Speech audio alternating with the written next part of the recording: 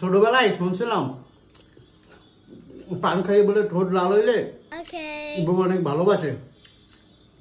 এখন যে প্রমাণ পাইলাম আমার বউ আমাকে খুব ভালোবাসে। অফিস যা আসলেই আমার হাত দিয়ে ব্যাগটা নিয়ে যায়, নিয়ে দিয়ে বলে জামাটা খুললেই তরকারিগুলো রাখতে আসি, কুটতে পেয়েছে ফ্রিজে রেখে দাও।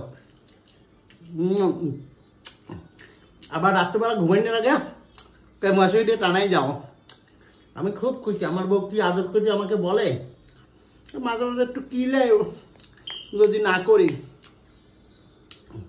কিন্তু ঠোঁট কিন্তু আমার এখনো লাল হয়, সেইটাই চেক করার জন্য আজকে একটু পান খাইছি, মাথাটা একটু ঘুরাই।